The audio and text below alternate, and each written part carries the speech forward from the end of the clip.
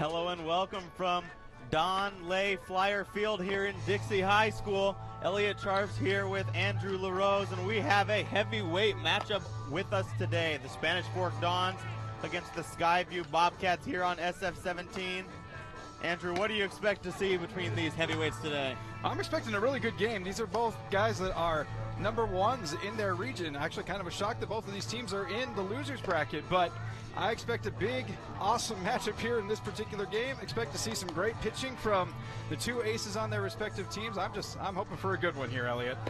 Yeah, coming into today, last Saturday the Dons losing their opener to Pineview 11-1, but bouncing back and beating Tooele 12-2 to advance in the losers bracket and keep their hopes alive of winning the state tournament here in 2018. And on the flip side of things, for Skyview, they won 4-3 over Ogden in their first round matchup last week, and then fell 7-0 to Desert Hills, as both of these one seeds will be facing off in a heavyweight matchup here today. Yep. It's going to be a good one here, Elliot. That is, as I said, that is the hope for this one. Got Cy Nielsen on the mound for the Dons. You've got Jake Dygert on the mound for Skyview. So should be an interesting one as the Dons are getting all ready here. Coming into today's game, the Dons 18-9, 11-1 in region, one-game winning streak. The Skyview Bobcats 19-5, 13-2 in region, having lost their last game. Tay Newman leading off for the Dons here in the top of the first. And he takes ball one low from the pitcher Dygert. Dygert on the year has an ERA of 2.65, has 5 wins on the season. Certainly one of the better pitchers, as I've been talking about, for the Bobcats. And that is strike one, bringing the count to 1-1. Dygert, one of 3 heavily used senior pitchers for the Bobcats on this staff.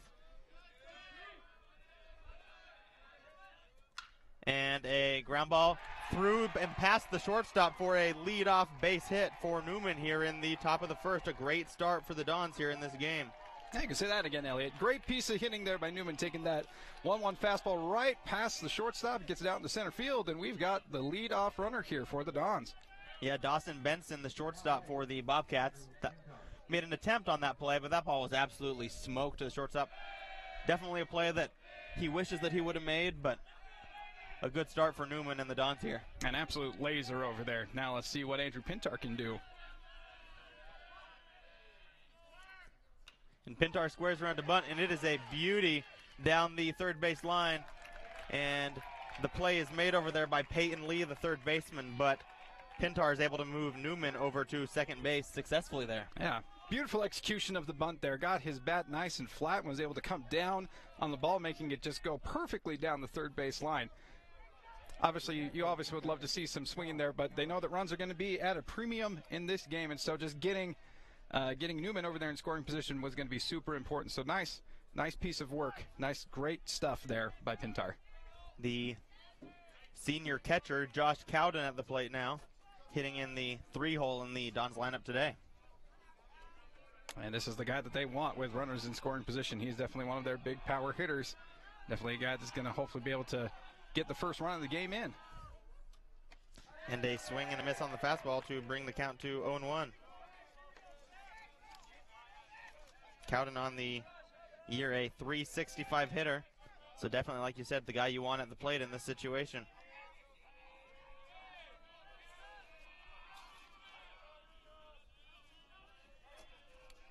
And the 0-1 pitch before it is delivered.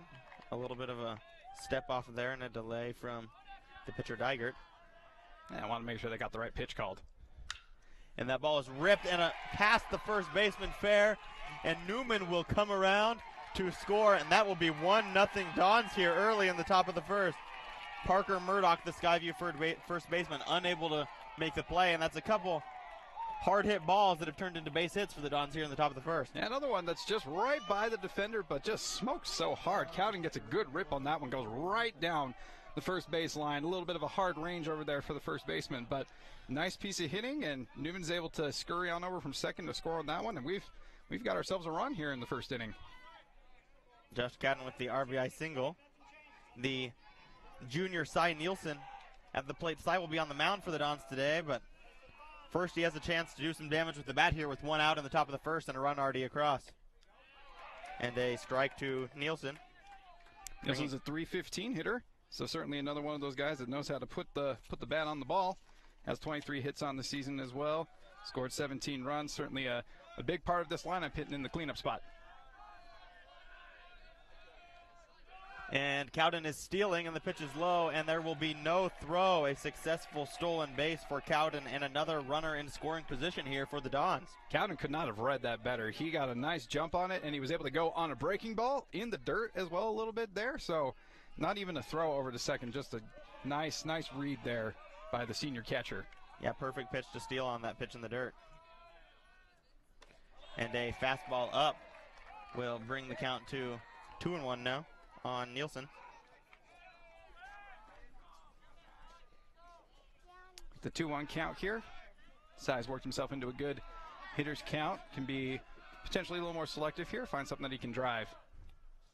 And a swing and a miss, but it gets by the catcher, and that will allow Cowden to move over to third here with only 1 out, as now a well-hit ball can drive in the run. Don't even need the hit anymore. Don't even need the hit. Now you just need to get something up in the air, get it out into the outfield, and Cowden can tag up and get that second run of this inning.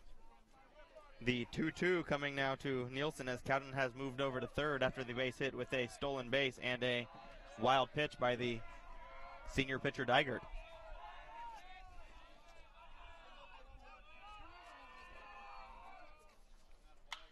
And a ground ball to short, and that will get the job done. And another bad play over there by the shortstop Dawson Barson, and it has been a rough inning defensively here for the Bobcats so far. Yeah, there have been plenty of balls just hit right their way. Obviously, the first two were kind of a little bit out of the way. Those would have been difficult plays, but this one a little more routine there, and just gets right past him, gets the glove, and shoots out into the outfield. And these Bobcats players will tell you that they feel like they have 3 errors already this inning. While 2 of them have been base hits, that last one a pretty obvious error by the shortstop, but tough defensive start for the Bobcats as the Dons are up 2-0 here with only 1 out and Cy Nielsen on first. And the pitch is fouled off to the right side to the senior first baseman, Dylan Lee. Dylan Lee batting in the 5th spot today for the Dons. Lee's definitely one of those big power hitters. On our last broadcast, you'll remember Dylan Lee had himself quite the game. Was able to almost hit for the cycle in that game. It was a very impressive game for Dylan. Had a home run that was just absolutely crushed. Certainly would love to see him hitting that way in today's game.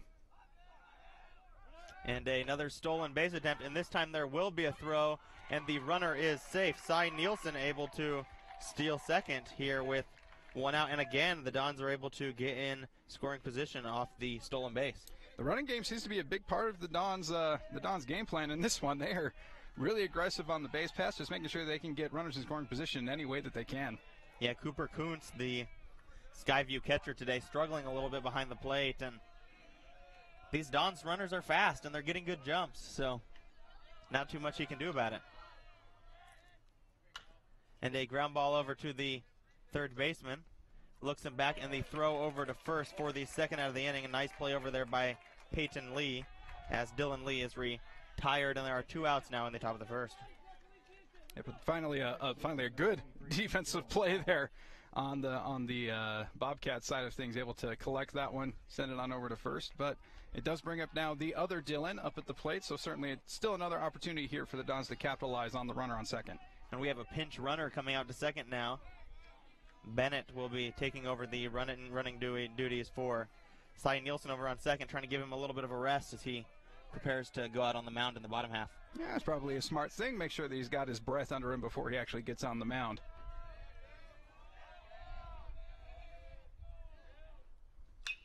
And that pitch is lined down the right field line, and it will land just foul. Nice effort over there by the right fielder, Chris Broadbent, as the senior second baseman, Dylan Hall, laced a foul ball down the line there to fall behind 0-1 here. Yeah, certainly well struck. Just like to even that out a little bit, get that a little more into, I don't know, the actual field of play. But, man, nice play over there by Broadbent. He almost got to that ball. It did hit the top of the fence over there on the right field side of things, and he came crashing on into that. Glad that he's okay. He was sprinting towards that ball.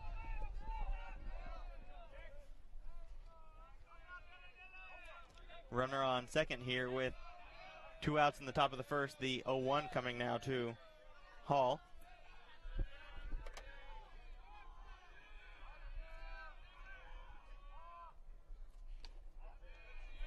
And the pitch is low for ball 1, bringing the count even at 1-1.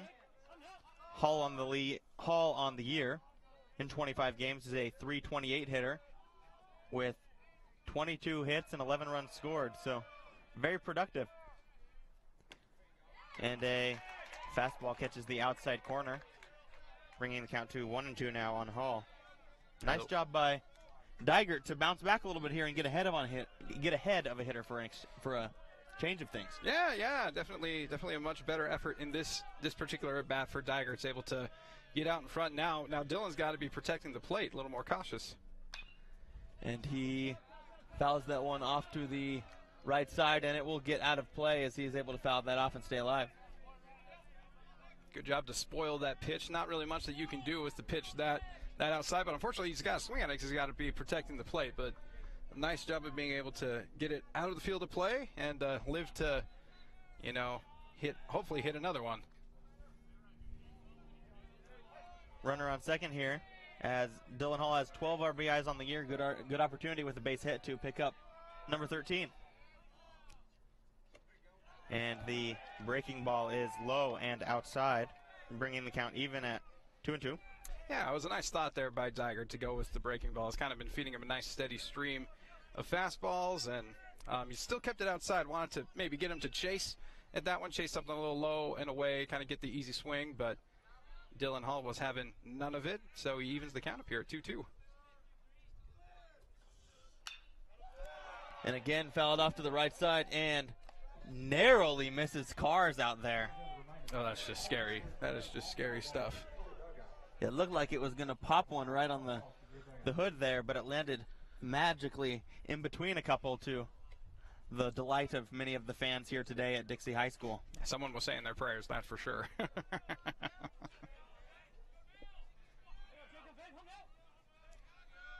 2-2. Pitch now to Hall. 2 outs here in the top of the first.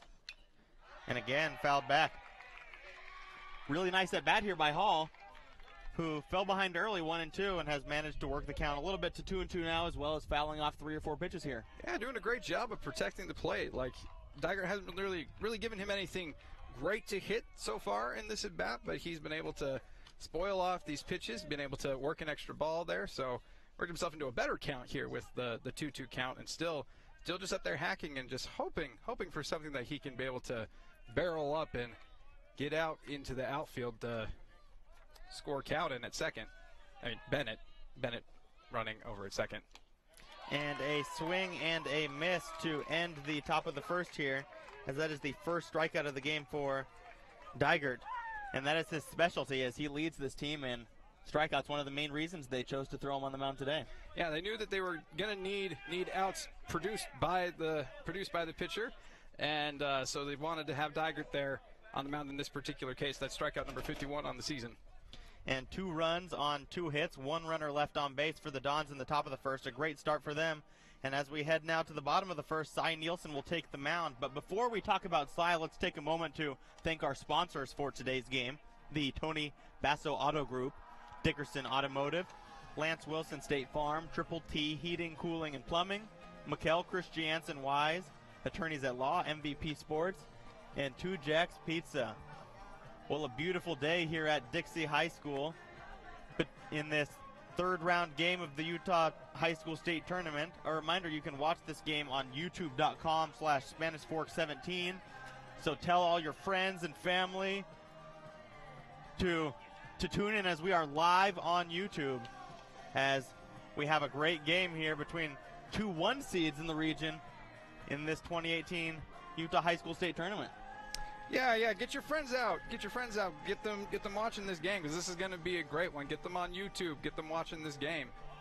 A reminder that the winner of this game will play the winner of the Orem Tigers Lehigh Pioneers game at 4:30 later today over at Dixie State College. So if the Dons are able to win this one, feel free to tune in again at 4:30 later this afternoon for what should be another great game.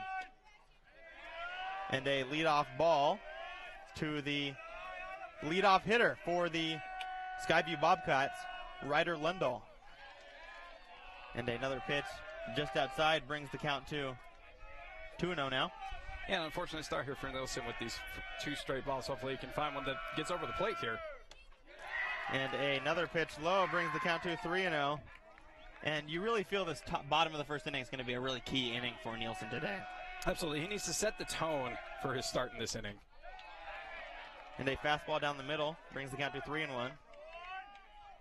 Needed that one just to get something over the plate. Now he's got that 3-1 count. And a full count now as he has battled back to work it full. Absolutely. And once again, as we've noted in other broadcasts, Cy Nielsen just mows right through. And a pitch outside as he loses him on the sixth pitch of the at-bat, and that is a leadoff walk from Cy. An unfortunate start. Very unfortunate start. He was able to battle himself out of the 3-0 count, got those two strikes, but man, just missed on that last pitch. So the Bobcats have their leadoff guy on. And the senior pitcher for today's game, Jake Dygert, now at the plate, as Dygert takes it just outside for ball one as well. Two batters, 2 ball ones. Unfortunately, not able to get any, first pitch strikes. Definitely is going to need more of those as this game goes on. And a fastball strike to Dygert, bringing it to the count to 1-1. On the year, Nielsen, in 10 appearances, is 4-3 with a 2.06 ERA. Definitely the ace of this Don staff in 37 in the third innings pitched. He has given up 17 runs and 11 earned, with 58 strikeouts and only 18 walks. So definitely the ace for this Dunn staff. And a bunt over to the pitcher, Cy. He fields it and makes the nice throw, and a great stretch by the first baseman for the first out of the inning. And a very athletic play by Cy over there on the mound to avoid potentially first and second with no outs here. Yeah, fantastic play all around on that one. Obviously the bunt itself was laid down nicely there by Dygert, but nice job by Nielsen to range over there, able to grab it and then whip it on over to first. And wow, what a stretch by Dylan Lee. Like that made my quads and my hamstring hurt a little bit just looking at that stretch. But yeah, fantastic play.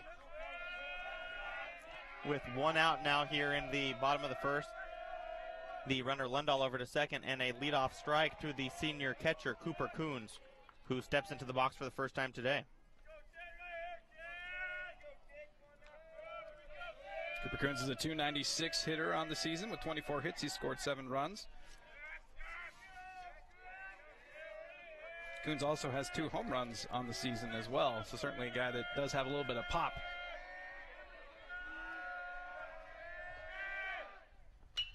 And that ball is ripped foul, bringing the count to 0-2 now on Coons. There we go. Now Nielsen's cooking with oil here when this 0-2 count, able to get 2 early strikes in on Coons. Now he can kind of nibble at the play a little bit, maybe get Coons to chase something out of the zone. Definitely all of the pitches in his arsenal are now able to be used with this 0-2 count. Yeah, now he can try to get him to chase something in the dirt, try to drop a breaking ball in on him. He doesn't have to throw him anything that he can hit, really, in a good pitcher's count here. Yep. Don't give him anything to hit at all. Especially to such a good hitter on this Bobcats lineup in the 3-hole. Yep. And a pitch low and outside to Coons, bringing the count to 1-2 now. Nielsen, who's really been dominant all year, did struggle in the opener on Saturday against Pineview, as he was the starter in that game. And strike 3 to Coons for the second out of the inning here in the top of the first. Big strikeout. Yeah, it's the Cy Nielsen specialty. He is definitely the strikeout pitcher on the staff, as he's got that heater, and that is exactly what he used there against Coons. Just blew it right past him for strikeout number 1 of the game. And the cleanup hitter, Chris Broadbent at the plate now, the senior right fielder for the Bobcats this season.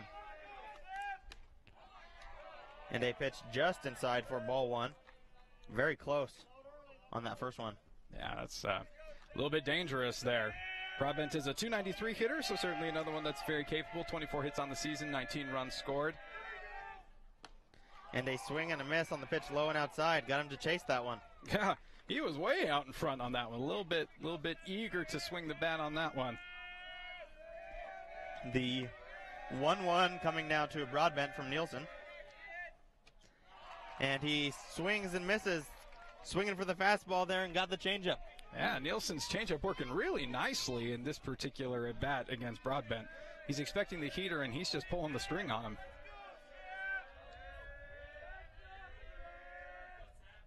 And a swing and a miss on another pitch outside, and Nielsen looks like he's got it working today. Definitely what the Dons want to see. And in the bottom of the first, the Bobcats with 0 runs, no hits, 1 runner left on base. And as we head to the second inning here at Dixie High School, it's Spanish Fork Dons 2, Skyview Bobcats nothing here on SF-17. The best time to check your furnace is before it fails, and you can rely on Triple T to do the job right. Our technicians are trained every year so you can sleep better at night, knowing your furnace is safe to operate. Call Triple T at 798-7711 to schedule your tune-up today. Nobody plans on getting in an accident, but if it does happen, you can rely on the expertise of Mike McKell to protect and fight for your rights. Specializing in personal injury law, Mike McKell is the attorney you need. Contact Mike at McKell, Christiansen, and Wise. Welcome back to Spanish Fork 17 in the third round of the state playoffs. It is the Spanish Fork Dons against the Skyview Bobcats. Spanish Fork drew first blood in this particular game in the top of the first with a RBI single by Josh Cowden and another one that scored off an error by the shortstop that was hit by Cy Nielsen. So 2 runs in the top of the first for the Dons, and Cy Nielsen came in and locked it down in the bottom of the first, getting 2 strikeouts early in the game, and he's looking phenomenal out there, isn't he, Elliot? He really has, after really struggling like we talked about on Saturday in the opening round at 11 a.m. on Saturday against Pineview, giving up what seemed like 7 runs on 10 hits, really struggling. Bouncing back today with a couple strikeouts in the first inning, coming back after a leadoff walk to avoid giving up any runs in the inning, and now the Dons bats have a chance to get things going here and add to their lead. Yeah, add to that lead against Digert here, who pitches it over to Josh Dart, and that is an incredible play there by the first baseman, but he loses track of the ball, and Dart is going to be in at first. And it looked like that ball was hit so well that even when he wasn't going to be able to find it, it looked like he was going to be able to pick it up eventually and get it over to first base, but he had no idea that he didn't have the ball, and again, a play that the Bobcats feel like they should have made. Not necessarily an error, but a play that they should have made leads to a leadoff base runner here for the Dons. So a nice leadoff single there by Josh Dart, the designated hitter for the Dons, and now brings up their number 8 hitter, the left fielder Carson Chappell, number 13. Chappell's one of the many seniors on this particular ball club, and as we've said before, this guy is a luxury to have in the number 8 hole. As there's the pickoff move. Digert wanting to keep Dart close by there at first base. Yeah, on the year, Chappell in 24 games, he is hitting .317 over 63 plate appearances with 20 hits and 15 RBIs. So really impressive senior bat at the end of this lineup. Absolutely a dangerous bat to have there, as that one is low and outside for ball 1.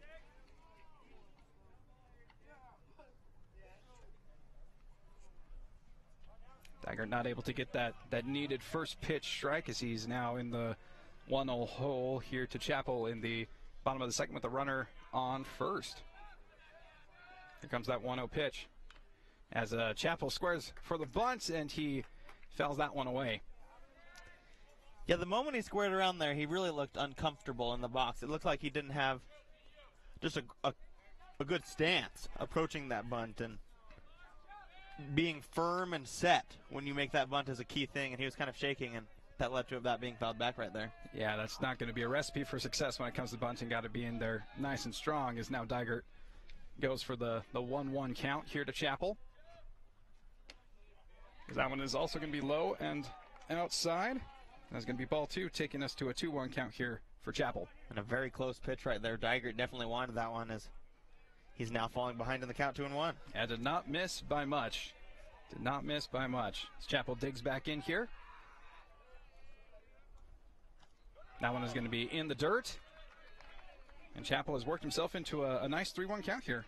Yeah, Dygert in danger of losing Chappell here. 3-1 now, definitely doesn't want to walk him and put runners on first and second with nobody out here. Yeah, and it's a nice hitter's count here as well for Chappell. He can be a little more selective. Here comes the pitch. And he rips that one out into left field. Left fielder is going back for it, and it hits the top of the fence, and that is going to be extra bases for Carson Chappell as he heads into second, and Josh Dart moses on over into third, and we have an absolute rocket of a double here in the bottom of the second for Carson Chappell. Wow, what a shot out there to left. That ball is carrying with a little nice breeze on this beautiful day here at Dixie High School, and the only person disappointed with that one is Chappell, because he thought he had a home run, and that ball popped right off the top of the wall. Somehow it didn't bounce over. Usually it hits the top of the wall, and it has enough momentum to carry over, but unable to quite get that one out here, and we will have a meeting on the mound now as the Skyview Bobcats head coach Todd Phillips goes out there to calm down his senior pitcher Dygert. Yeah, it's probably a good idea with two leadoff hits here in the bottom of the second with that single by Dart and that absolute rocket of a double there by Chappell. Just kind of go over there and talk with Dygert, be like, hey, calm it down. You're fine. Just make sure to get the ball over the plate and get some outs here. Chappell with his 6th double on the season there. Almost had his 4th home run on the year. He has 3, which is good for second most on the team, behind Cowden's 5. Trying to catch up to Cowden, but couldn't quite get that 4th one on the board there. Couldn't quite do it. Man, as a hitter, that is the most disappointing thing in the world when you hit the top of the wall, because you're like, oh, man, I freaking crushed it, and yet just didn't get that extra little bit that would have put it over the fence. Now that now brings up the number 9 hitter for the Dons, Riley Hess, the center fielder, as he shows bunt there, but then pulls it away for ball 1. One last note on that homer. When I played high school baseball, when you hit it that close, your teammates would give you a little ribbing, like, get to the weight room. You got to work a little harder. You got to give it, but you got to get that little extra foot, that little oomph there. But yeah, obviously playful banter, as it is a beautiful double here. Absolutely, that warning track power, as that is crushed down the third base line, and Riley Hess has himself a hit as well, and that is going to bring in 2 Dons, and he is going to rumble on into second for a double. That is a 2-run double by the number 9 hitter, Riley Hess, for the Dons, and that brings our score now up significantly here in the bottom of the second. Yeah, 4-0 now here in the top of the second. Top of the second, my bad. I'm just so excited. Josh Dart coming in to score. Chappell coming around from second, and just a beautiful piece of hitting, ripping that ball just inside the line. And 2 more runs come in to score. And it also now brings us back up to the top of the order. So everyone here in the Dons lineup is doing a pretty good job, I'd have to say, as that now brings up Tay Newman for his second at bat of the game. The second double on the year for Hess, only his 2nd extra base hit all season. Oh. Usually just getting singles, as he's not a bad hitter hitting .308, but usually with just the single power setting up the top of the lineup. But with a nice 2 RBI double there, really extending this lead early on.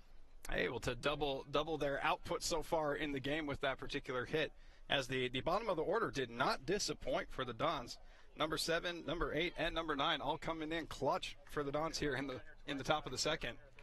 Yeah, single, double, still no outs here in the top of the first. 2 runs already across on those 3 base hits, and back to the top of the lineup now as Newman steps up to the plate. Newman has single in his first at bat. So he also squares for the bunt, and he gets under that one, and it is behind the backstop for strike 1. Yeah, Newman with that leadoff single to open the game, coming around to score the first run for the Dons in the top of the first, really getting the scoring started today. And interesting approach by these Dons hitters today. Lots of stolen bases, aggressive on the base path, and also trying to move runners up with bunt attempts, what seems like every other batter. As he shows bunt again there, but he pulls that one away, and that is going to even the count up to 1-1. Really making Dygert work early, having to throw a lot of pitches to what seems like every single batter, and his defense not doing much to help him out as well. No, he's not, and here's the 1-1 as bunt is shown once again, but that one is going to be low and outside, bit in the dirt there, and that brings the count to 2-1. Great patience by these Dons hitters. When you get the the assignment to go up and lay down a bunch. You really want to get it done early, get back to the bench, get your high fives from your teammates, but a nice pace and approach, laying off some of these potentially tough pitches to bunt. Yeah, they want to keep Hess close there, so it steps off the mound and gets himself reset here for the 2-1 count here to Newman. As Newman lays down a beauty, it goes right over to the pitcher. Pitcher sends it on over to first. And that is going to be an out, but it does advance Hess on over to third, as that is the first out in the top of the second for the Dons. Yeah, great piece of hitting right there by Tay Newman, getting the bunt down, moving Hess over to third with only one out here, as now a ground ball or a fly ball somewhere will likely bring in that run and extend this lead a little more. Absolutely. With it a little bit closer now, you just do, as you said, just need that sac fly, nice ground ball here by Andrew Pintar, the shortstop. And that is going to be upstairs for ball one. Pintar with the sac bunt in the first inning, moving Newman over to second before he came around to score. So now both Newman and Pintar have sac bunts today, as the team has 2 total sac bunts, one from each of them. And that is ripped right down the third base line, and Hess has to duck out of the way. And that one is going to be foul. And that'll bring the count to 1-1. And that's why when you take your lead off third base, you stand in foul territory. Because if you get hit by that ball in foul territory, you're not out. If you lead off third base and you're in fair territory and you're hit, you're automatically out. So definitely a dangerous liner down third base there off the bat of Pintar. An important thing to note, and also that's why you keep the helmet on. That was a scorcher. You get knocked on that one. That's not going to be pretty. Here comes the 1-1 count here to Pintar, as the breaking ball grooves on in there for strike 2. And that pitch right there, I feel like, was the best pitch we've seen from Dygert today. Really did a nice job of dropping the breaking ball and proving that he can throw that pitch for a strike. He's been able to throw his fastball for a strike today, but has yet to really been able to find the zone with that breaking ball, and that was a good example of that right there. Oh, and that is absolutely smacked out into the right center gap, as Pintar is going to be rumbling in for extra bases, clearly going to score Riley Hess, and he is heading on over to third, and we are going to have an RBI triple for the junior shortstop for the Dons, and that is now 5-0 here for the Spanish Fork Dons in the top of the second. Yeah, 3 runs across in the inning now on 4 base hits. The only out, a productive one, a sac bunt, as the 7, 8, 9 hitters went single, double, double. Newman was able to bunt Hess over to third, and then Pintar traded places with him. Yeah, just a beautiful piece of hitting. Stayed back on it, shooting it the other way. Rolls all the way over to the fence, and he gets his wheels going, and he's got himself a nice triple there. And the Dons bats they're on fire right now. That is the second triple on the year for Pintar. 12 triples as a team this year. So definitely a speedy team moving around the bases, and Pintar adding to that total with still 1 out here in the top of the second inning. 3 runs across, Pintar on third, and the dangerous hitters of Josh Cowden, Cy Nielsen, and Dylan Lee looming. Yeah, you got the heart of the order coming up for the Dons, which is why it looks like there's been a pitching change here for the Bobcats. Jake Dygert done for the day. Only is able to get through just an inning and a third there. Yeah, definitely not the start that he was hoping for, as this is a win-or-go-home situation for these Skyview Bobcats and the Dons, as both teams really needing the win. And we'll have a new pitcher coming in now for the Skyview Bobcats. So Dygert allowed 6 hits on the game. 4 earned runs, 1 unearned. So an unfortunate outing there for Dygert, which is why they brought in the relief pitcher here in this one. And the relief pitcher coming into today's game is a surprising choice in my mind, as it will be number 11, Scout Morris, coming into the game. Morris is only a sophomore, and while he has been impressive in 4 appearances this year, he has a ERA of 0, so about as good as you can get. Absolutely. From that side of things, but he has only pitched in 6 2/3 innings, allowing 5 hits and striking out 3 runs. So not a lot of experience on the mound, and to send a sophomore out there with minimal experience in a win-or-go-home game when you're already down 5, kind of an interesting decision by the Bobcats head coach in my mind here. Yeah, not necessarily one that other people might go with, but hey, maybe they definitely see something in this young sophomore. Obviously, he hasn't allowed a run yet this particular season, so maybe they'd like to see what he can do here in this state playoffs. Yeah, seniors Eric Carter and Cooper Coons, the other two main pitchers on this staff beside Dygert, both seniors, both pitching in the mid-40s in innings. But it will be Scout Morris who takes the mound here with one out here in the top of the second. That one is rocketed way up into the sky and out of play for strike one here to the senior catcher, Josh Cowden. Morris has allowed an opponent batting average of .227 this year. That is certainly a respectable number. Cowden started off his game with the single, as that one is going to be upstairs for ball one, evening the count to 1-1 for Josh Cowden. Yeah, Cowden's job right here is, with only one out, to get that runner in from third. Get the ball on the ground, get it up in the air, and find a way to get Pintar home. As he steps out, gets his thoughts recollected, digs back in. Yeah, just needs to either get something in the air out in the outfield or just something nice and on the ground, as here comes the pitch. As he gets under that one, and that is out and behind the backstop there for strike two.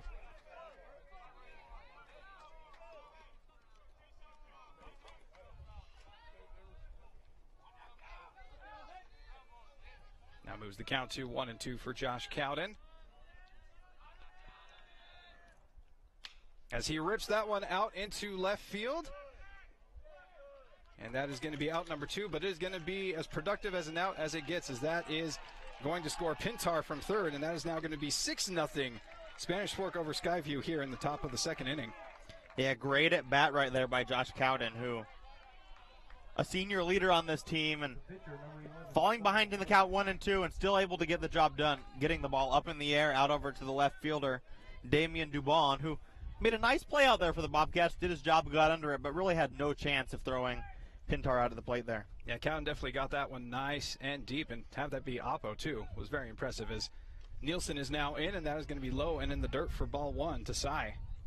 Yeah, great productive inning from these Dons hitters. So far, in 6 plate appearances, they have 4 hits, and their 2 outs have been on sac bunts and sac flies. So even the outs have been productive this inning for the Dons. Absolutely phenomenal, as Cy digs back in here for the 1-0 count. He rips that one over towards his own dugout, potentially taking out his own guys there, as that now moves the count to 1-1. Cy reached on an error by the shortstop back in the first inning, then stole second, but was unable to come around and score. They did score a run on his hit that was an error, though, for the second run of the game back in the top of the first. Yeah, yep, still definitely a productive at-bat, as now it is the 1-1 count here to Nielsen. And he fouls that one straight back for strike two.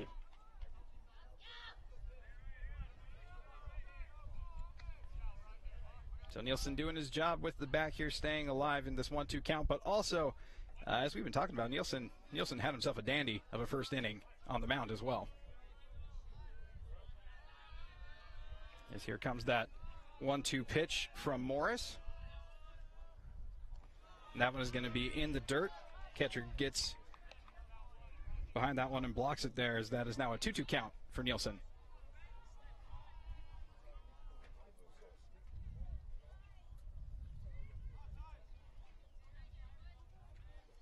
Here comes that 2-2 pitch.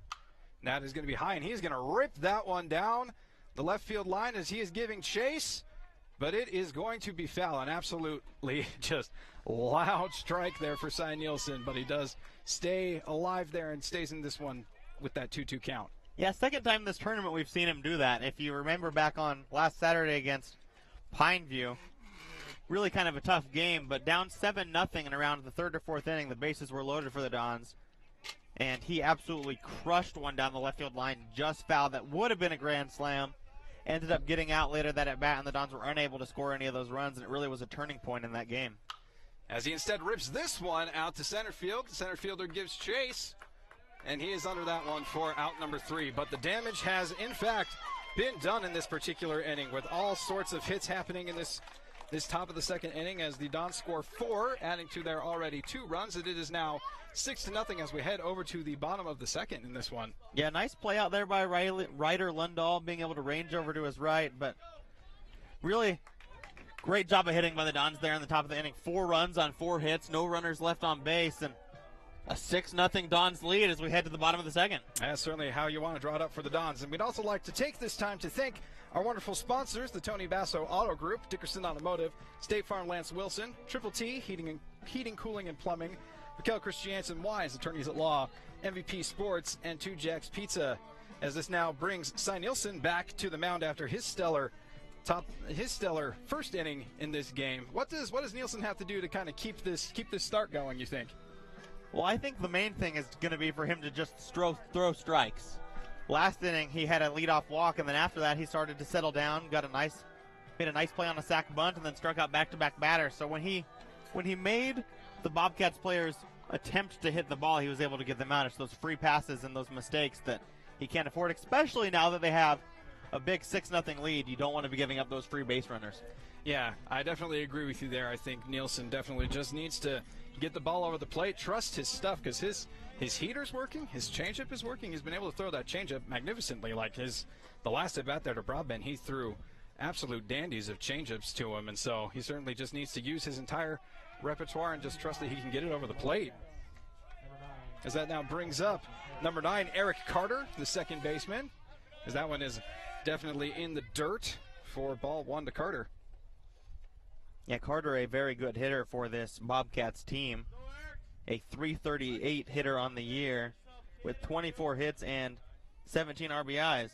A little bit of pop as well with 2 home runs. There we go. Someone that can put it over the fences. There's a little conversation over there at the mound that just happened. Cowden talking to his buddy Nielsen over there.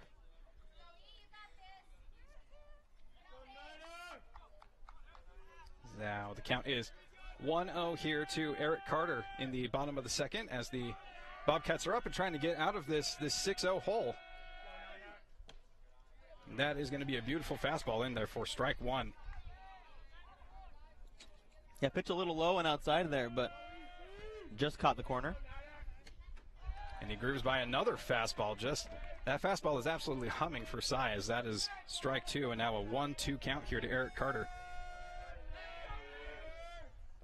And he gets the swing and the miss once again with the changeup, getting him out front, and that is strikeout number 3 on the game for Cy Nielsen. Yeah, 3 consecutive strikeouts for Cy here. 2 to end the bottom of the first and 1 to start off the bottom of the second here, and it really looks like he's starting to catch a groove here. Yeah, definitely exactly what the Dons need here as that one goes well over the catcher's head right there. Yeah, definitely. Real wild pitch from Cy. Definitely something you don't expect to see that often. No one on base, though, so no harm, no foul on the base paths. But and that 1-0 count now moves to 2-0 with the high pitch and now the low pitch. That one in the dirt. Yeah, a couple wild pitches from Cy right here. Not something that you usually expect to see, as a little bit of lack of control, but you expect him to be able to settle this back down and get right back into this. Absolutely. 3 straight strikeouts, and now you got these 2 straight balls. See what he can do here on the 2-0 count. So that one is going to be high, and Peyton Lee has now worked himself into a 3-0 count. Peyton Lee, a .274 hitter on the year. Here comes that 3-0. And he was taking all the way, and that is going to be strike 1. Yeah, no surprise on the take there, down 6-0 here. Bobcats really need base runners to get back into this game. Yeah, I don't want to potentially be hacking at something and not be able to have a good play on it, as that one is also grooved in for strike 2, and the count is now full. It's now the second time that Nielsen has worked his way out of the full count, and this time he gets the strikeout, and that is going to be the 4th straight strikeout for Cy Nielsen. Yeah, back in the first inning, that leadoff hitter, he fell behind 3-0 to Lindahl and was able to come back and throw back-to-back strikes before eventually walking him on that 6th pitch. This time around, he was able to work himself all the way back into the account, throwing 3 strikes in a row and doing what the Dons need to do. Throw strikes, make him hit the ball, because they're struggling to hit Cy right now. Yeah, he is absolutely untouchable right now for these Bobcats, as now Parker Murdoch is digging in, the first baseman. That one is going to be high and tight for ball 1. Murdoch is the junior first baseman for this Bobcats team. Takes a big hack at that one upstairs for strike 1. On the defensive side of things, he has struggled a little bit today. He's had a couple plays where Both of them ended up being singles, but he'll tell you he should have made them. As he holds up on that one just barely misses for ball 2. As Murdoch has worked himself into a 2-1 count. And that one is going to hit him. Thankfully, he turns and takes that one on the back, but that is the first runner of this particular half inning for the Bobcats as Nielsen plunks Murdoch. And that will end a streak of 5 consecutive batters who had been retired by Nielsen, but with 2 outs here in the bottom of the second, still a good opportunity for Nielsen to just get an out here and get out of this inning without any harm. Absolutely, just needs that one more out, as it is going to be Kobe Wilson that comes up for the Bobcats, the designated hitter and senior here for the Bobcats. So here comes that first pitch. That one is going to be low for ball 1. Yeah, Wilson, the 8 hitter for this Bobcats lineup. So Nielsen with a couple of good chances with the 8 and 9 hitter up now to get an out and get out of this jam. 1-0 count, as that one is going to be inside for ball 2. So Nielsen has an early 2-0 hole, but on Wilson's side it is a nice hitter's count here for him. Here comes that pitch. That one is going to be outside for ball 3. And it's another 3-0 count here for Nielsen. Yes, Ice struggling to throw strikes for these last couple batters and helping the Bobcats hitters get into better counts. So step off the mound, kind of recollect himself, and gets himself back in the stretch here for this 3-0 count against Wilson.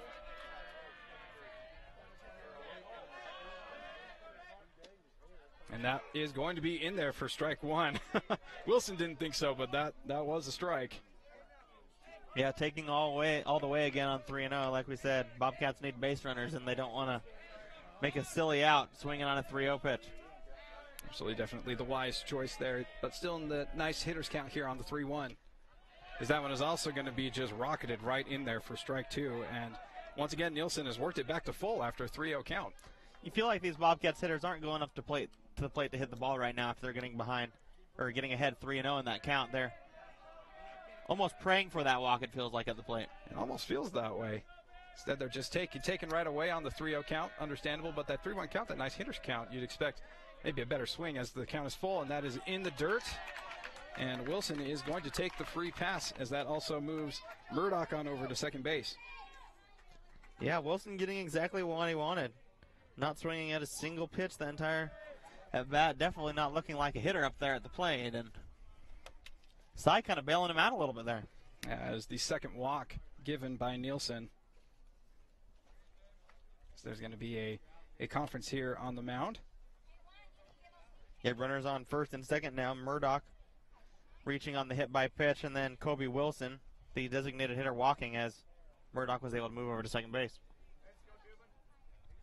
Yeah, more than anything, just telling Cy that he just needs just one more out. Just get out of this inning. Kind of some self-inflicted wounds here with the walk and the hit by pitch, and just really just get it over the plate. They're not getting terribly great swings on him, and as you've been saying before, they're kind of almost looking to take the walk, and so certainly you just put it over the plate, and these Bobcats have been struggling all game long to get any kind of contact against Nielsen. As this is now Davian Dubon who digs in for the Bobcats. And he's going to take that one for strike 1. And a good sign, finally getting ahead of a hitter here. The last few, he's fallen behind quickly, 2-0 and 3-0. And while he's been able to work himself back into the count, he hasn't been able to finish the hitter off.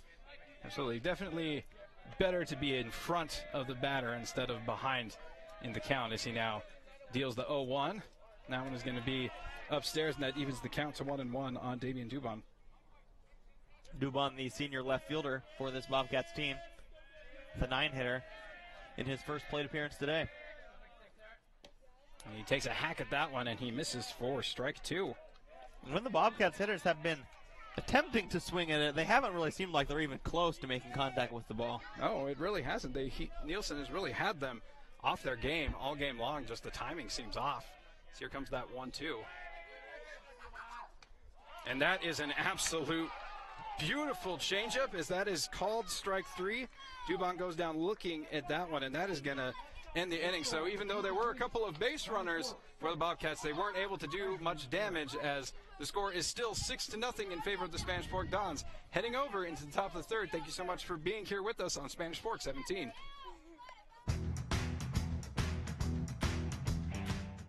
Hi, welcome to Two Jacks Pizza.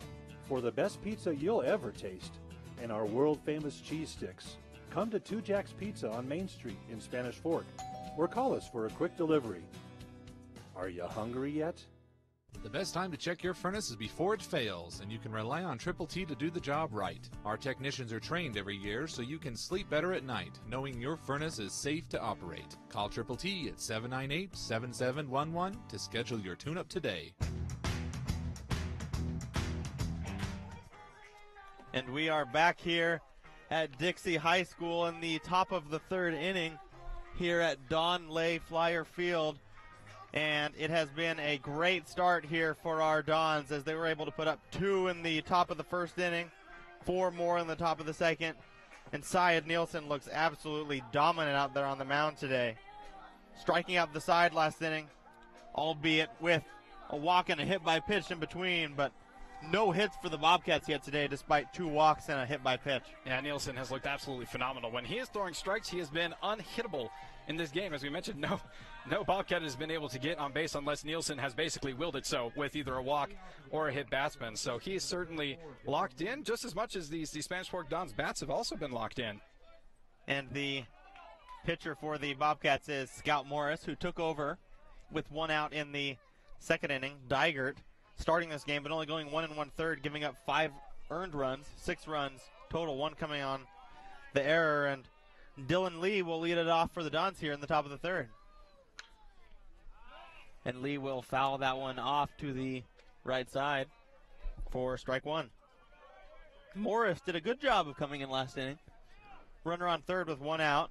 Nice piece of hitting by Cowden to hit the sac fly, but then was able to retire Nielsen to end the inning. And he definitely did his job as the relief pitcher. And a pop fly over to the second baseman off the bat of Lee, and a nice play over there by Eric Carter, the second baseman for the Bobcats, for the first out of the inning here in the top of the third. Yeah. Also a great piece of pitching there by Morris to be able to kind of get Lee to swinging something up in the zone, and he definitely skies that one up a mile high, and Carter able to just basically camp under that one, and starts off with that first out of the inning here for the Bobcats. And another ground ball on the first pitch over to the second baseman. And Eric Carter again makes the play. Easy throw over to Parker Murdoch at first.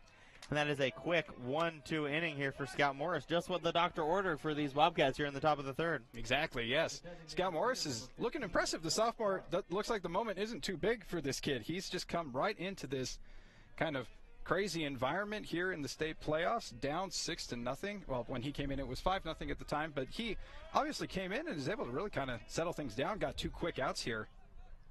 And that 6th run, definitely not his fault either. Doing a good job of getting out of that inning, and then retiring both of the Dylans, Dylan Lee and Dylan Hall, to start off this top of the third, as the designated hitter Josh Dart steps to the plate and takes ball 1.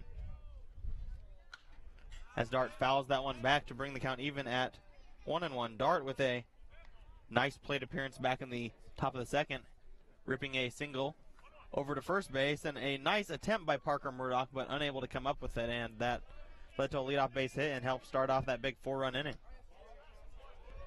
As that is ball 2 outside from Dart, bringing the count to 2-1. Yeah, that play over there by Murdoch was an interesting one, because he was able to knock it down really nicely, but then it's just the ball got away from him. He was kind of there for a couple seconds figuring out where it was. And another pitch up and away brings the count to 3-1 now on Dart.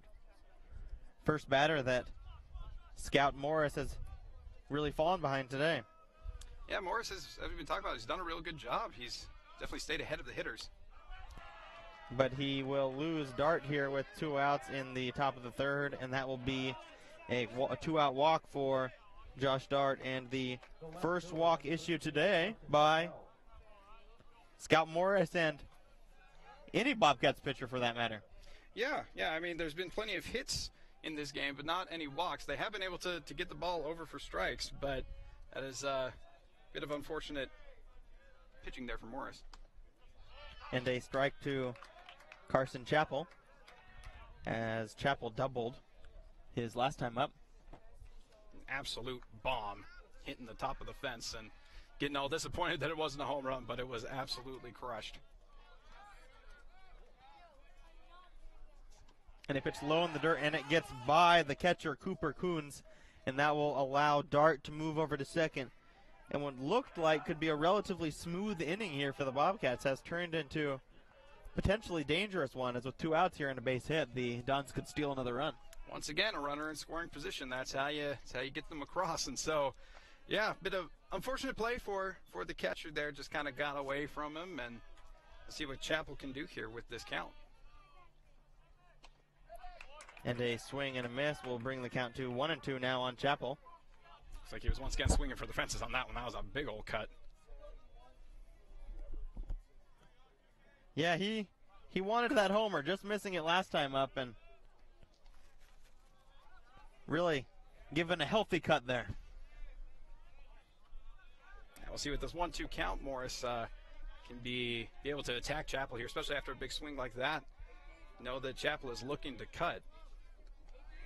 And again, a pitch low in the dirt gets away, and that will allow Dart to move over to third base. And a little bit of rough play by the Bobcats here, a little sloppy baseball, as Coons has allowed 2 pitches to get by him, allowing Dart not to just move over to second, but now to third as well. Yeah, not a great thing there for the Bobcats. That one was very, very, very short, kind of shorted that pitch, and was a hard one for the catcher to collect. And that ball is a single out to left field off the bat of Chapel, and a big 2 RBI single as the Dons are able to pick up another run here in the top of the third and extend their leading to 7-0 now, as the Dons dugout is really going wild over there. Oh, they're absolutely loving it. They're loving that absolute blast line drive by Chapel as he is able to bring in Dart on that one. Absolutely crushed. Both of his swings, both of his balls have been absolute, like, just rockets. I'd love to see the exit velocity on those because he's been crushing it. And the batter now is the senior center fielder, Riley Hess, who squares around to bunt with 2 outs here in the top of the third, trying to catch the third baseman, Peyton Lee, off guard a little bit right there, as he was obviously playing back with 2 outs here, trying to get a bunt base hit. Yeah, an interesting choice. Obviously, maybe trying to catch the defense a little off guard there with the bunt. And, I mean, he has been able to lay down some successful ones before. As he takes ball 1 up to bring the count to 1-1 now. Chapel on first base after the RBI single scored Dart, bringing across the only run here in the top of the third, extending the Dons' lead to 7-0. And that pitch is fouled off to the right side, and it narrowly misses Cars again. Catches one on the bounce, but no harm, no foul. Yeah, as long as it doesn't hit it on the fly, it usually is all right. But, man, those cars are in a bit of danger right now. That one was pretty close to your car out there. Yeah, don't want that. Poor thing. Doesn't need more damage. And the 1-2 pitch, bloop out to right, and a nice catch by Chris Broadbent, and that will end the inning here in the top of the third. But not before the Dons piece together another run after 2 quick outs. A 2-out walk by Dart, moving over to second and third on the wild pitch. And then Chapel singling him in. So in the top of the third, 1 run on 1 hit, 1 runner left on base. And as we head now to the bottom of the third, it is 7-0 Dons here at Dixie State High School. And we'd like to take a moment to thank our sponsors for today's game, the Tony Basso Auto Group, Dickerson Automotive, Lance Wilson State Farm, Triple T Heating, Cooling, and Plumbing, Mikkel Christiansen Wise, Attorneys at Law, MVP Sports, Sporting Goods for all seasons, and 2 Jack's Pizza. Well, it has been a great start here for the Dons in this winner go-home game here in the third round, the second round of the losers bracket here in the 2018 4A High School State Tournament, as 2 1 seeds, the Dons and the Bobcats, losing surprising ones on Saturday, but the Dons looking strong here today. Yeah, absolutely. Everything is clicking for the Dons today. You've got Cy Nielsen absolutely dominating up on the mound. You've got all of the hitters are contributing so far in this particular game for the Dons. You got Carson Chapel in that 8 slot just absolutely raking. It's been exactly what the Dons wanted. And a leadoff strike from Nielsen to the leadoff hitter, Ryder Lundahl. Lundahl with a walk back in the first inning to lead off the game. And another strike from Nielsen, getting ahead 0-2 and working quickly and throwing strikes. He makes quick work, man. They just need to step out just to take a breather against Cy Nielsen.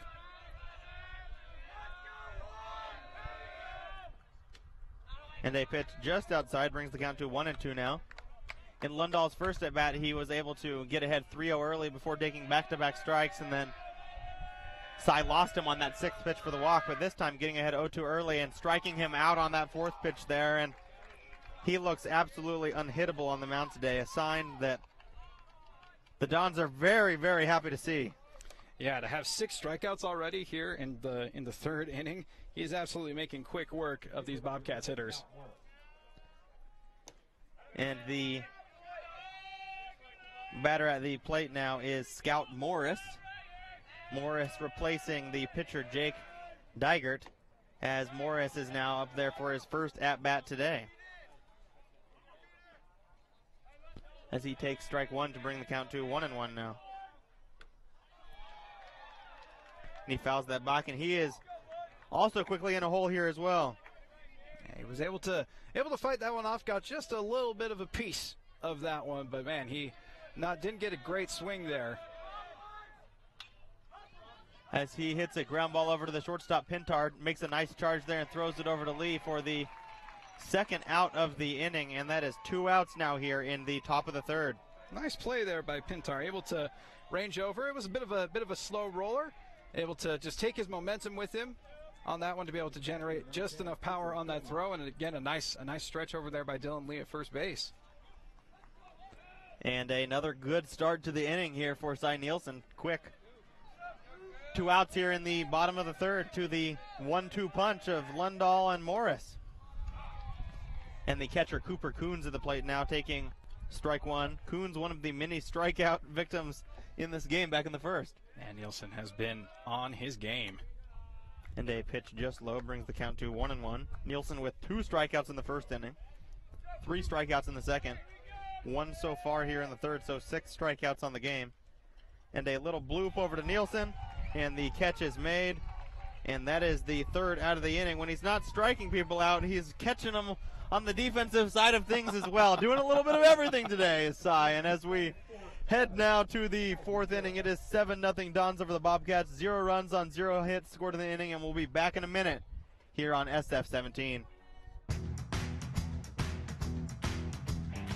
Wild Mustangs. They're supposed to be one of the most gentle creatures in nature. State Farm knows that for every one of those moments, there's one of these. That's why more people save money by combining their home and auto with State Farm. Call State Farm agent Lance Wilson today. MVP Sports is the #1 source for sporting goods in Spanish Fork. Football, soccer, all the fall sports, we've got you covered. Check out our new custom t-shirt builder. Design at home and we'll build it for you. MVP Sports, 72 North Main in Spanish Fork. Welcome back to beautiful sunny St. George's. We are in round 3 of the 4A state playoffs. We've got this awesome game here against the Spanish Fork Dons up against the Skyview Bobcats. The Spanish Fork Dons have been clicking on all cylinders as they have 2 runs scored in the first, 4 runs scored in the second, and another one just for good measure in the third as we head over here to the top of the fourth. So it is currently 7-0 Dons over the Bobcats, as Cy Nielsen has been absolutely dealing for the Dons, and they've had one of their better performances on offense as well in this game in the playoffs. And it doesn't get any easier for the Bobcats now as the top of the lineup do. Up now for the Dons. Newman, Pintar, and Cowden coming up to the plate, each for their 3rd plate appearance today. And on the flip side of things, the Bobcats hitters, all of them only 1 plate appearance each, except for the 1-2-3 hitters getting their 2nd plate appearance. So a lot more hitters coming to the plate so far for the Dons. Yeah, and that is going to be upstairs for ball number 1 there to Tay Newman. Newman with a single back in the first inning, coming around to score that first run of the game. Fouls that one back, and that evens up the count to 1-1. He also had a sac bunt in the second inning, moving up Riley Hess over to third before Pintar drove him in with that triple out in the right center field gap. Yeah, Newman's definitely had some very productive at-bats. That one is also popped up. Thankfully, it hits some netting and not going to be hitting anyone back here, as that moves the count on over to 1-2 for Newman. Yeah, close call for our TV truck there. Yes. There's a reason that netting is there. So now Morris is getting ready to deliver here on this 1-2 count here to Newman. And that is going to be way upstairs. Looks like it kind of lost a little bit of control there as that evens up the count once again to 2 balls and 2 strikes for Tay Newman.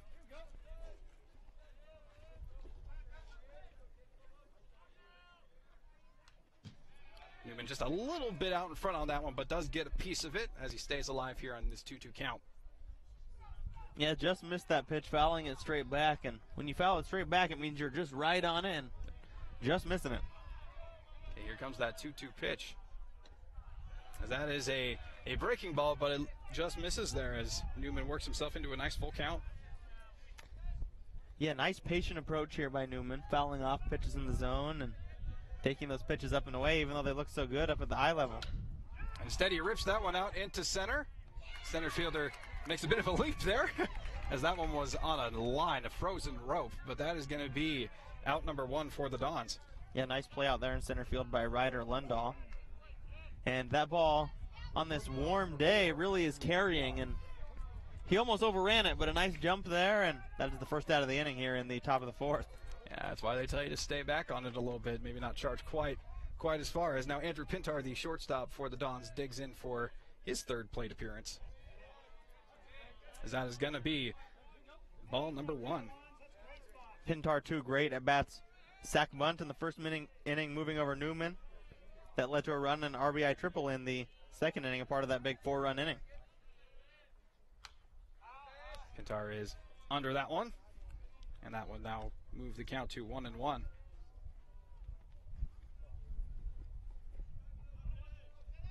Scott Morris has looked for the most part fairly unfazed by the big stage of the playoffs as he now deals here on this 1-1 count. As that one is in the dirt, a little bit low there for ball 2, 2-1 count to Pintar. Yeah, Morris coming in a tough situation, already down 5-0. Runner on third coming in to score in that inning as well, being charged to the starter Dygert. So only 1 run allowed by Morris so far. Pintar is going to take that one upstairs, and that is going to even up our count here. That is a 2-2 count to Andrew Pintar.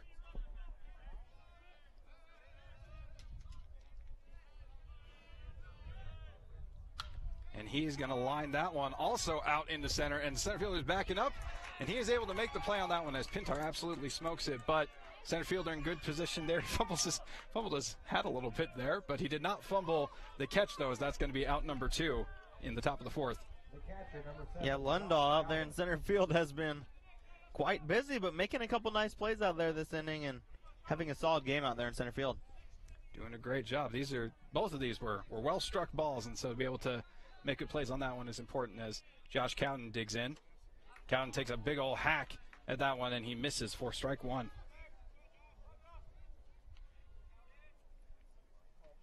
Cowden is another one that has been effective in this game as he hit a single in the first and had a sac fly in the second.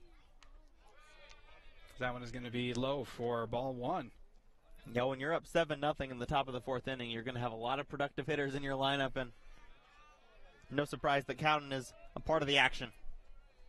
Absolutely. Here's that 1-1. Is that going to be in the dirt? Head back to the backstop, bounces back over to the catcher, and that's going to be a 2-1 count now for Josh Cowden.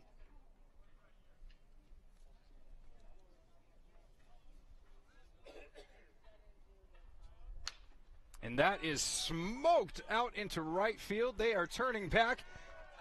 And you can kiss that one goodbye as Josh Cowden rips himself a home run, his 6th of the season as he is trotting on into home. And that is now going to be 8-0 Spanish Fork over Skyview on the absolute blast out to right center by Josh Cowden. Yeah, you can say that again. Kiss that one goodbye. Wow, what a shot. And again, what looked like it was going to be a smooth inning for these Bobcats, getting 2 quick outs. Morris again getting bit by the 2-out bug as the Dons cash in on another 2-out run. Absolutely, yeah. Morris made made good work of Newman and Pintar, but man, Josh Cowden absolutely crushes that one, as that one is also sent up into the air by Cy Nielsen. The center fielder once again getting some work in, as he is responsible for all 3 outs in the top of the 4th. But not before Josh Cowden absolutely blasts one out, and that puts up another run on the scoreboard for the Dons, as now they have 8 runs as opposed to the 0 runs for the Skyview Bobcats, as we are moving on over to the bottom of the 4th inning. And a quick note in the top of the 4th inning, the center fielder Ryder Lundahl recording a record set by many before him with 3 putouts in the inning, unassisted, all by him, doing all the work, getting all 3 outs, and kudos to him for having a good inning out there. Yeah, doing his job, doing his part. We'd like to take this time to thank our wonderful sponsors that are helping us out in this particular game, this Spanish Fork Dons game against the Skyview Bobcats. That's going to be the Tony Basso Auto Group, Dickerson Automotive, State Farm Lance Wilson, Triple T Heating, Cooling, and Plumbing, Mikkel Christiansen Wise, Attorneys at Law, MVP Sports, and 2 Jack's Pizza. So heading on over here to the bottom of the 4th inning, and Cy Nielsen once again on the mound here for the Dons, who has been absolutely spectacular in this one, Elliot. Yeah, if Cy keeps pitching the way he's been pitching all game, the Bobcats are in a lot of trouble, because they have yet to even record a hit off of him so far in this one, as he has walked 2 batters and hit 1, but with 6 strikeouts and put out himself as well out there on that fly ball to end the last inning. He has been everything that the Dons could have dreamed of here in this elimination game. Absolutely, doing it all. The only thing that's kind of been a little off for him is that he has allowed a couple walks, and he did hit a batter, but otherwise he has been absolutely spectacular here for the Spanish Fork Dons. Exactly what they needed here in this 3rd round of the playoffs. And the senior right fielder stepping up to the plate now. And he takes a big old cut for that one, and that is going to be strike 1 to it's Chris Broadbent. Broadbent, a strikeout victim back in the 1st. What a surprise. What else is new? Making quick work, and that is going to be blooped up over there to Dylan Hawley. Makes a nice play on that, and that is going to be a quick out number 1 for Cy Nielsen. Yeah, just what the doctor ordered for Cy. Quick outs. And the second baseman, number 9, Eric. Cy just looks unhittable today. What a difference from last Saturday against Pineview. Oh, man, against Pineview, he definitely struggled. Was really struggling with his command in that game, whereas in this one, there's been a few blips as that one is low in the dirt for ball 1, but otherwise, really, Nielsen has been very impressive, getting pretty much everything over the plate and really silencing these Bobcat bats. Nielsen works the 1-0 count here, and that one is going to be ball number 2. Batter here is Eric Carter. And that one is ripped. That is going a million miles over the fence over there on the left field side of things, and that is going to move it to a 2-1 count here for Eric Carter. That one is going to be upstairs, and Eric Carter's worked himself into a nice 3-1 count here against Nielsen. Yeah, good job by Broadbent by Carter here working this count and getting himself in a favorable situation. That is going to be another one upstairs as Carter takes the free pass against Nielsen. That is going to be Cy's 3rd walk of the game. Yeah, the one thing that we've been harping on a little bit about Cy today is his inability to throw strikes, and that has led to being able to give the Bobcats a few base runners, but yet to come back and bite him at all so far in this one. So far, so good, as now Peyton Lee digs in for the Bobcats. He's going to take that one for strike 1. Lee, a strikeout victim back in the 2nd inning. He was part of that. He was the last of the 4 straight strikeout victims, as that is a beautiful, absolutely beautiful changeup for strike 2. And he was the 2nd of 3 strikeout victims in the 2nd inning when Nielsen struck out the side. Yep. So here's now that 0-2 count here to Lee. And that is going to be up and outside. That is going to be ball 1.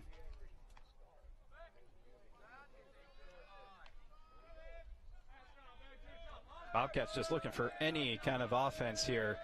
As here's the pitch, and he is way out in front. Another beautiful, beautiful off-speed pitch there by Nielsen, and that is going to ring up Peyton Lee. Yeah, first strikeout of the inning for Cy. Second strikeout for Lee today. And seventh strikeout on the game for Nielsen. He is an absolute K machine in this one, as that now brings up Parker Murdoch. Parker Murdoch gets just a little slice of that one, and that is going to be strike one. Murdoch was hit by a pitch his last plate appearance. Took a nice shiner off the back. Yes, he did. Here comes that 0-1, and he swings through that one, and that is an early 0-2 hole for Murdoch.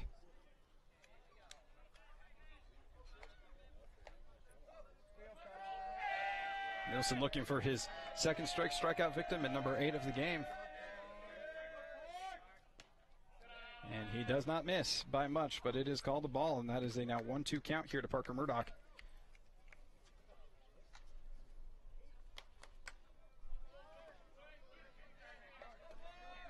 Murdoch is as he swings to that one, and that is caught, and that is going to be strike 3 for Cy Nielsen, as that's strikeout number 8, and that is going to be the last out there of the bottom of the fourth inning, as once again Cy Nielsen is just absolutely dealing, and he has a shutout going through 4 innings as we now move on over to the top of the 5th inning in this game. Spanish Fork Dons up 8-0 over the Skyview Bobcats, and we will be back in just a moment here on Spanish Fork 17.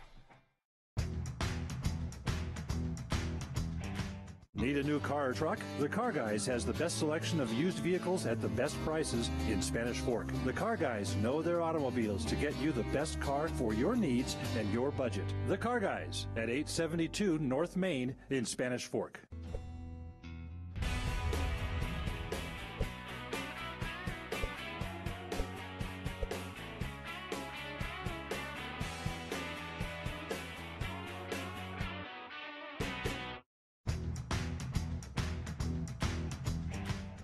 And welcome back here in the top of the 5th inning in this elimination game between the Spanish Fork Dons and the Skyview Bobcats here on SF-17. Elliot Sharps here with Andrew LaRose, and what an effort it's been by Cy Nielsen on the mound with 8 strikeouts, no runs allowed, and no hits allowed either. Oh no, he's brought it up.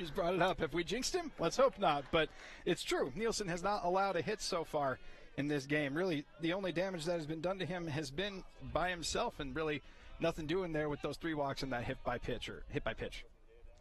And in the top of the 5th, a leadoff ball to Dylan Lee. A reminder that you can watch this game on youtube.com/SpanishFork17. So tell your friends and everyone that we are live on Facebook. On YouTube. So please tune in and watch what has been a great game so far here at Dixie High School.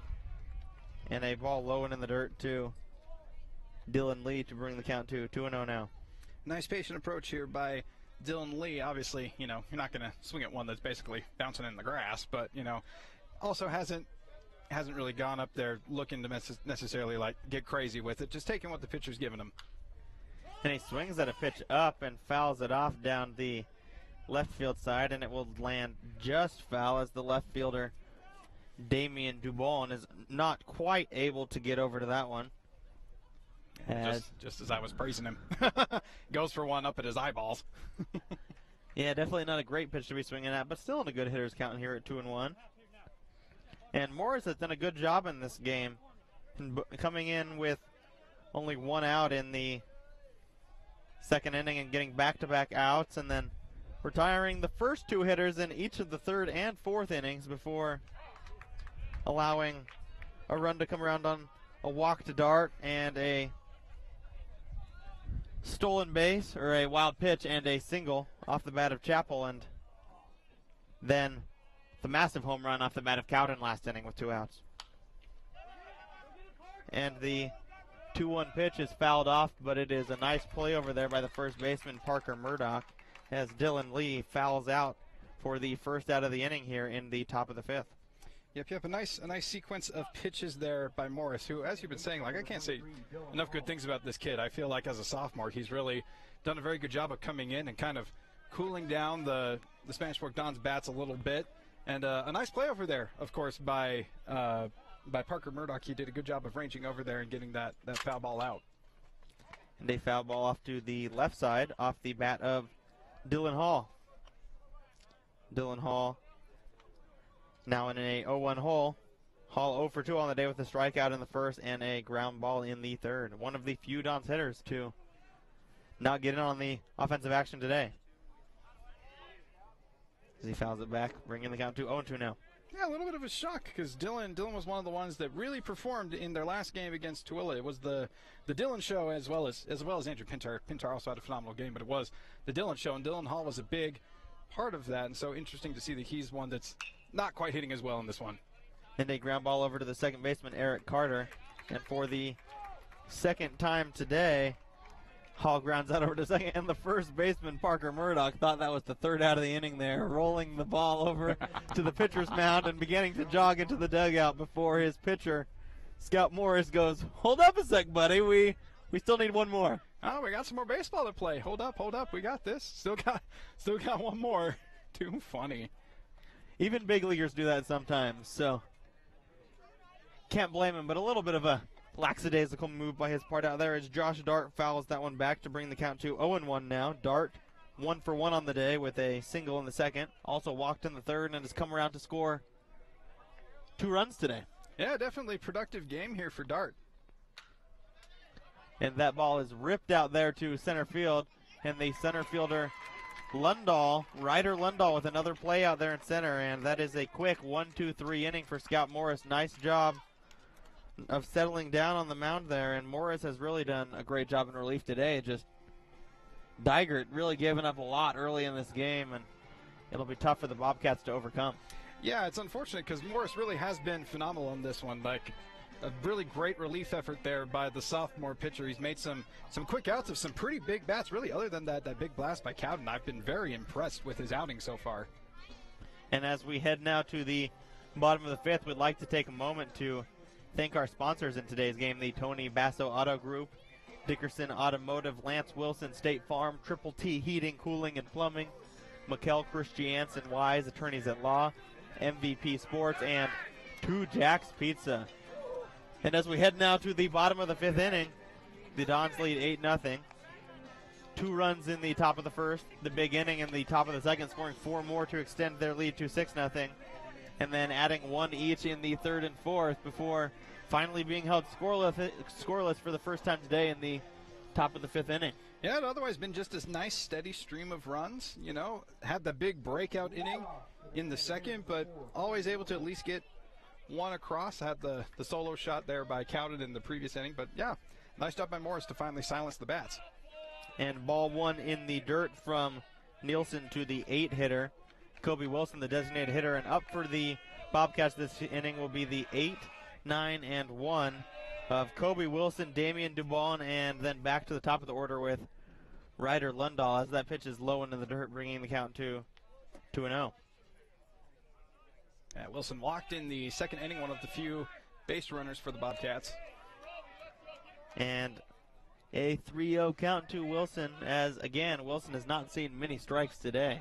Yeah, Wilson, they're going to call time on that one.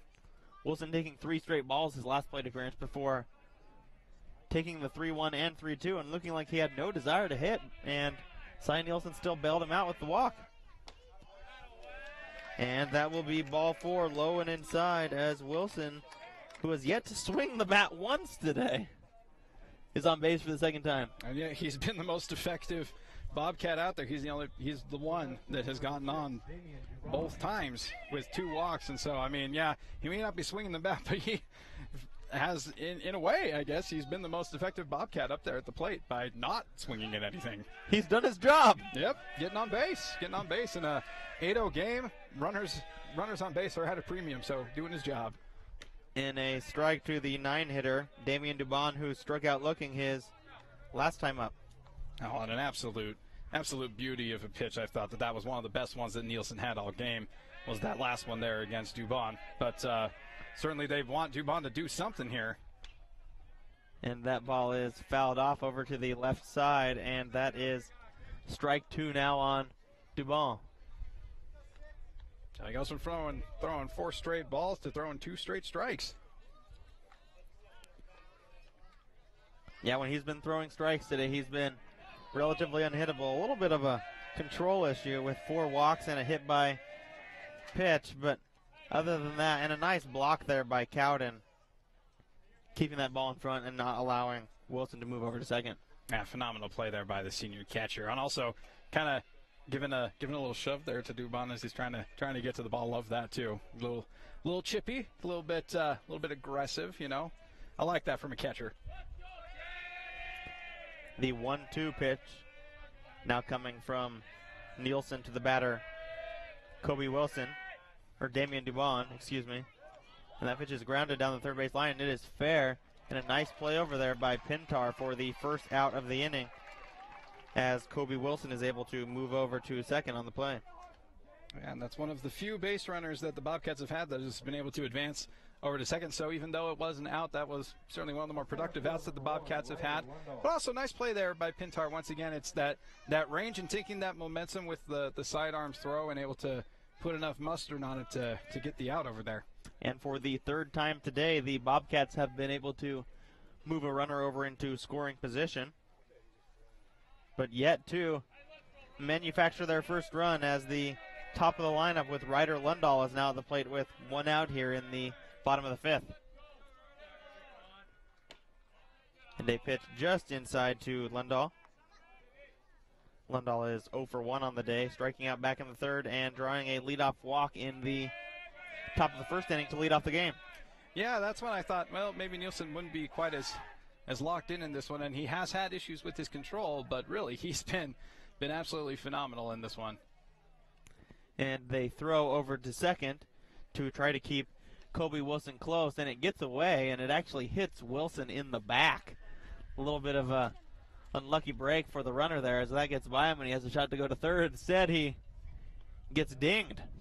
It's in his own way, literally. If that had been able to get past, oh yeah, absolutely is advancing over to third, and then you'd have the first guy for the Bobcats ever to get over to third base in this one. That would have been definitely a great thing for Skyview.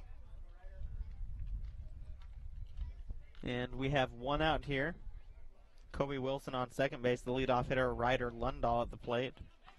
The 1-0 coming to Lundahl. Lundahl having a nice day out in the field, in center field, making 4 or 5 putouts out there, including 3 in a row back in the 4th inning. Yeah, he was all the defense they needed in that particular half inning. And that pitch is fouled off to the left side. Nice healthy cut there by Lundahl, bringing the count even at 1-1.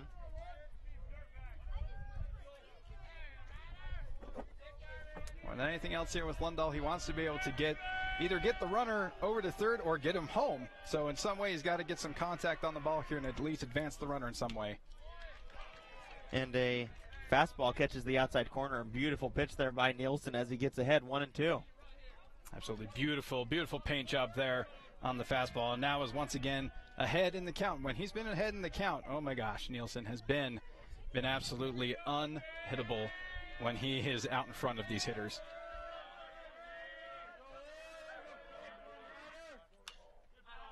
And a pitch swung on and missed as Lundahl is able to stay alive here.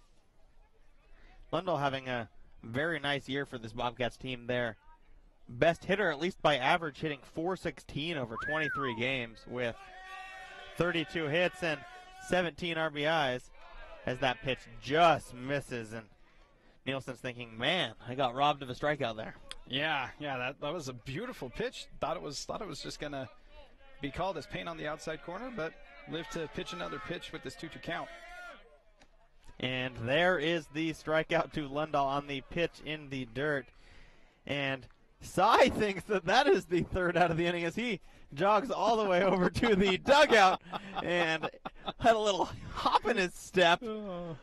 And it is only the 2nd out of the inning, folks, as we will have a meeting out on the mound as Cy will be jogging into the dugout, as it looks like he is Limping a bit. Limping a little bit as he is hurt. So you wonder if he actually did know how many outs there were, and he was just coming off the mound in a little bit of pain. Definitely something that we'll have to look for later on in this one, because that is a big loss. As if the Dons hold on and win this game, which they should, they will definitely want him to pitch at some point later on in this tournament. Well, absolutely. They're going to need him in this tournament if they're going to continue to keep advancing in this one. And so they will need to be monitoring that one, make sure that he's not seriously injured in any way, because he's a very big part of their rotation. Obviously had just an absolutely phenomenal game here, and that's unfortunate that he had to come out of this one due to injury, because, man, he was absolutely silencing these Bobcat bats, unfortunately, for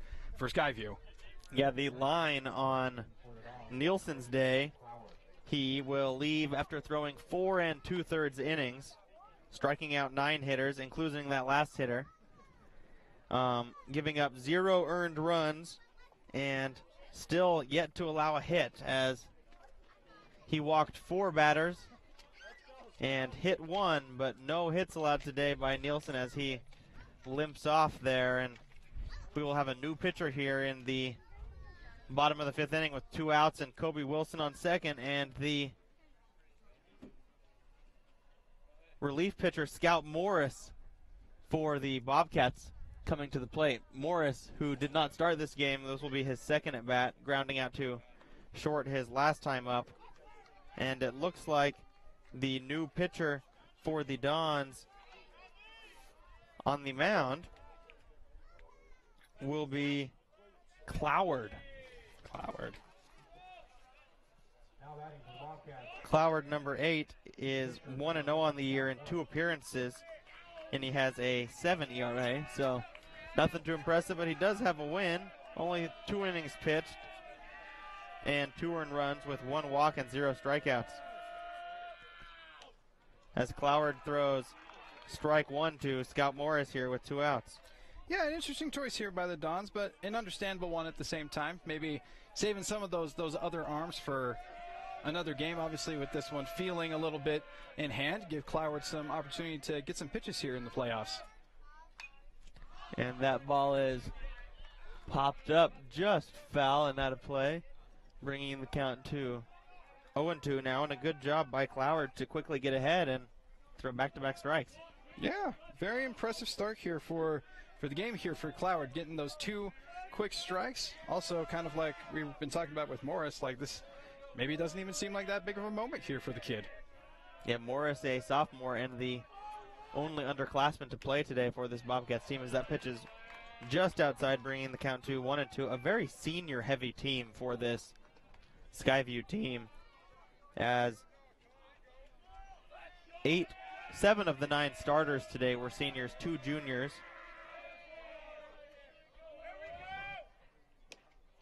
And strike 3 looking, as Morris is quite angry with himself, and that will end the 5th inning as he is unable to bring in the run. And a nice job by Cloward picking up Nielsen right where they left off, and that is the 10th strikeout today by Don's pitching. And still no hits for the Bobcats in this one, as in the bottom of the 5th there are no hits, 1 runner left on base, and no runs. And it is 8-0 Dons as we head to the 6th here on SF-17.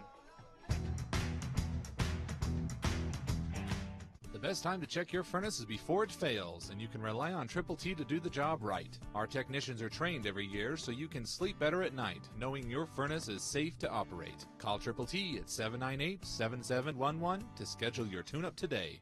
Nobody plans on getting in an accident, but if it does happen, you can rely on the expertise of Mike McKell to protect and fight for your rights. Specializing in personal injury law, Mike McKell is the attorney you need. Contact Mike at McKell, Christiansen, and Wise. Welcome back to Spanish Fork 17 and this scorcher of a day out here in St. George. We are at Dixie High School for this game. It is the Spanish Fork Dons against the Skyview Bobcats. It is currently 8-0 in favor of the Spanish Fork Dons, as Cy Nielsen pitched an absolute gem in this one, finishing his outing with 4 innings and 2/3, 4 2/3 innings there with 9 strikeouts. Really the only damage he did was to himself with 4 walks and a hit by pitch, but then Brad Cloward came in for that the last little bit of the fifth and got a strikeout, and so he's left it right where Nielsen left it off, and now the powerful Don's bats are back up again. As that is going to be fouled off there by Carson Chappell. It's going to be an 0-1 count. Chappell having a great day today with a double back in the second and a single in the third. 2 for 2 on the day. That one is going to be ball one. It'd be a little low, a little outside there for Chappell. Yeah, absolutely. Chappell has had himself a good one. Absolutely rocketed that double in the second inning off the top of the fence. So here's the 1-1 count, as that one is grooved on in there for strike two by Morris.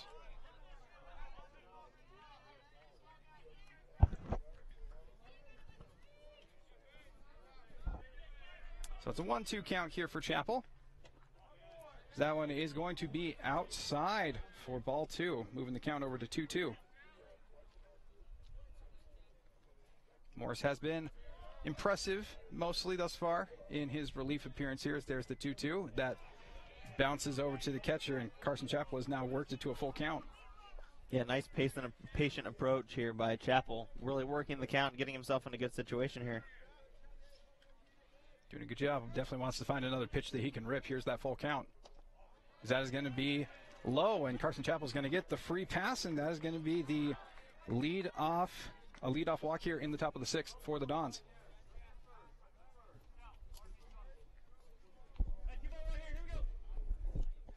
A nice, good, patient approach, as you were saying, Elliot, by the number 8 hitter, Carson Chappell, and that brings up now the number 9 hitter, Riley Hess, for the Dons.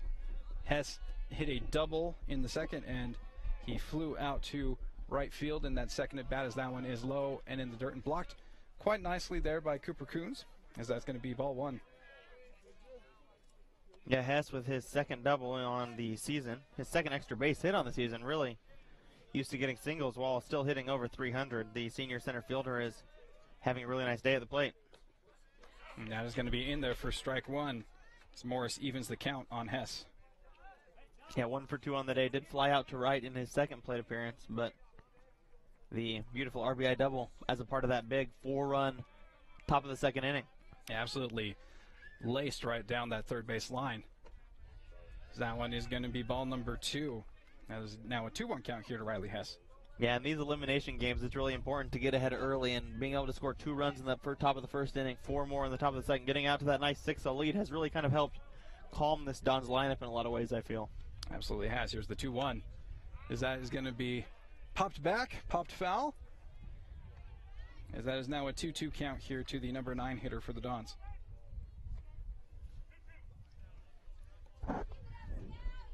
Got Carson Chappell over there at first base after the leadoff walk, and the 2-2 count here to Riley Hess in the top of the sixth for the Dons, with Scout Morris still there on the mound. And Chappell is going on that pitch, and that is ripped over to third base by Hess. So even though it was a ground out there by Hess, it does at least move Carson Chappell over there to second base on the fielder's choice there by the third baseman. Yeah, nice play by Peyton Lee, and the ball was hit pretty hard. Definitely a routine double play potentially if Chappell isn't stealing on that play, but because he was, there's no play over at second, and the third baseman Lee was forced to throw it over to first, and made a nice play getting Hess for the out, but a productive out nonetheless, as Chappell's on second here with 1 out. Yeah, definitely a good choice there for the hit and run, as Newman takes that one for ball one. Yeah, it really has felt like it's been the Dons' day in a lot of ways, with plays like that really going their way, as well as just timely hitting. Absolutely, they've been able to string together hits. As here's another pitch there to Newman, he gets under that one and pops it back, and that's going to even the count to 1-1.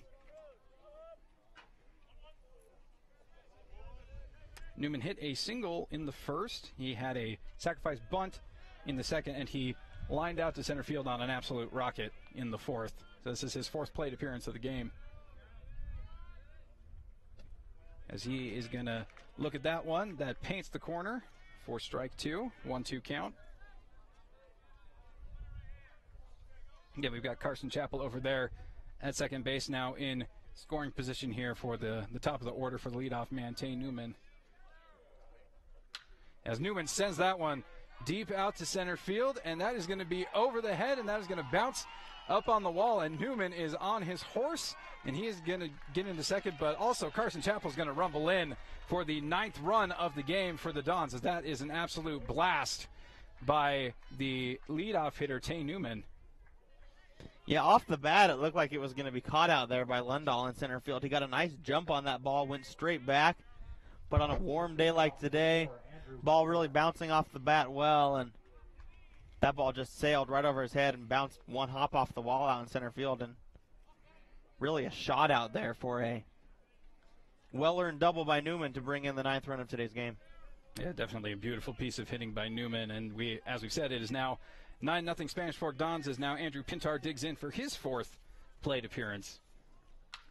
And Pintar also smacks it out into center. Looks like center fielder may have a beat on this one, and he camps under it, but that is going to advance Tay Newman over to third base as he slides on in there. It does get past the third baseman, but they do have someone backing it up over there, so good job there by Morris to make sure that didn't potentially get Newman to run on over to home. Yeah, a little bit of a lucky break there for this Bobcats team, as if that ball rolls into the dugout for the Dons, that would have gotten out of play and brought in that 10th run and potentially set up a 10-run rule game here if the Bobcats don't score in the bottom half. But the Dons still need to get that runner in from third here for that to be a case. Absolutely do. And now there's 2 outs in the inning, and now Josh Cowden is up. He's going to take that one high for ball 1. Cowden with the massive homer to right field last time up. His 6th home run of the season and his 2nd home run of this tournament. It was an absolute blast as he gets under that one. And that is going to move the count to 1-1.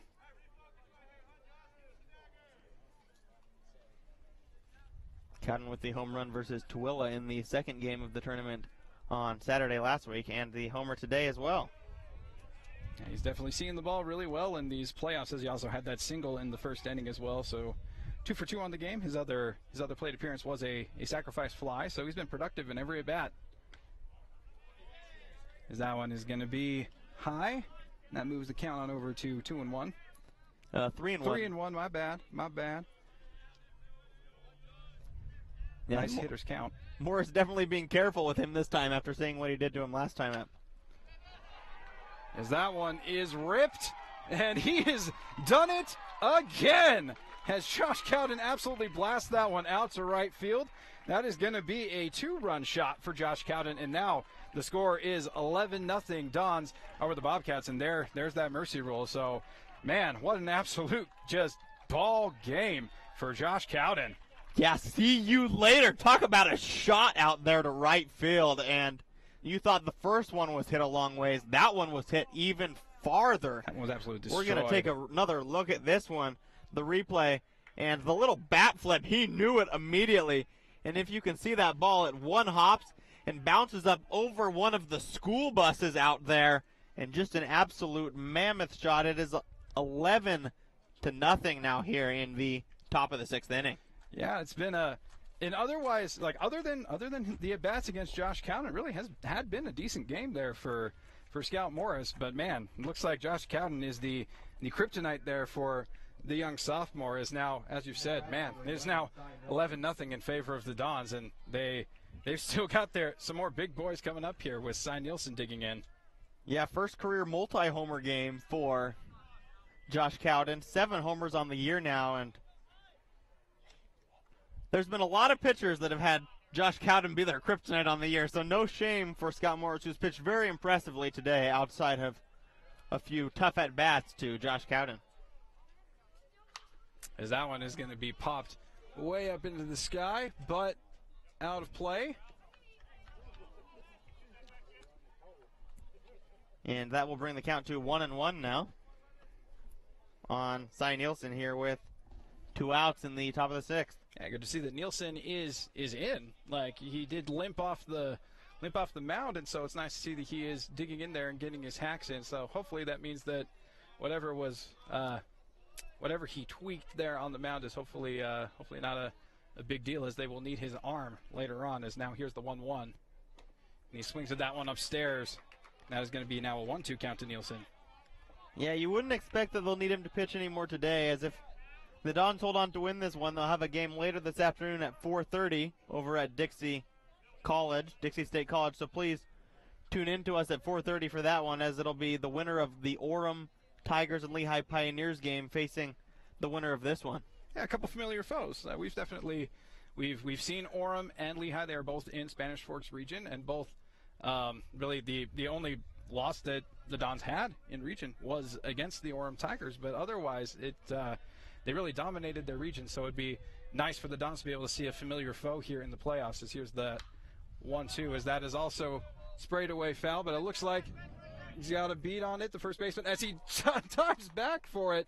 Unfortunately, the wind carried that one just a bit as it got over his head, and he misses that one.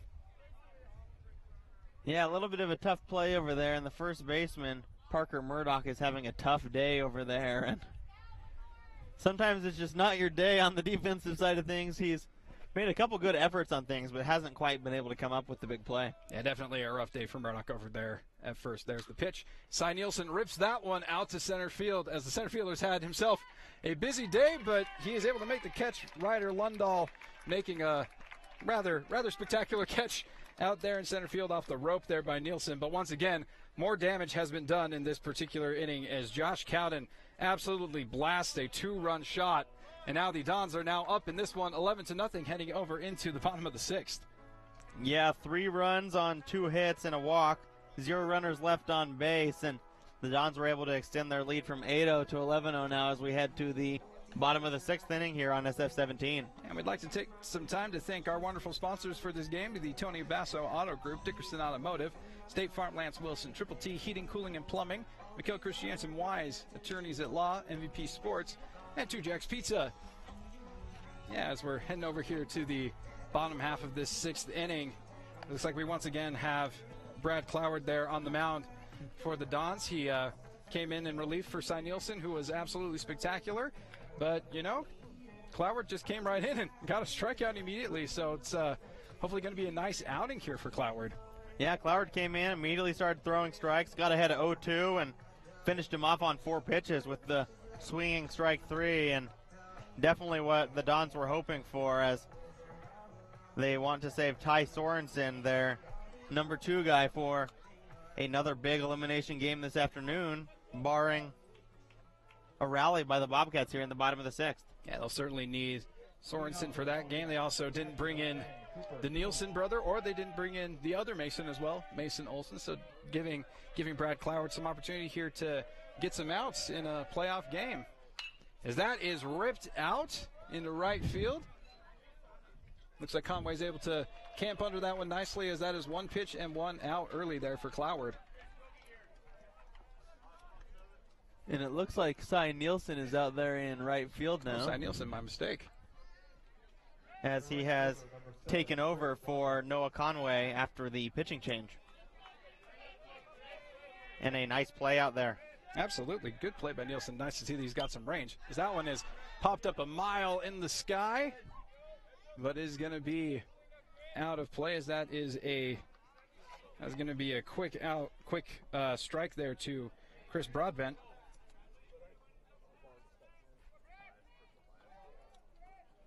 Broadbent on the game struck out in the first, and he also popped it up to the second baseman in his previous at bat, as that one is going to be foul down the first base line, as he's now in a quick 0-2 hole here. Nice job here by Cloward to be able to stay in front of this particular batter. Yeah, doing a good job of working quickly, getting ahead, and throwing strikes. This is just what you hope to see from the Dons pitching at this point in the game. Big lead, no reason to mess around and throw balls, make the Bobcats hitters hit it, and manufacture runs. And that one was low in the dirt, as now it is a 1-2 count here to Broadbent. And once again, that is going to be in the dirt, but a nice block there by Cowden, as it moves the count to even here, 2-2.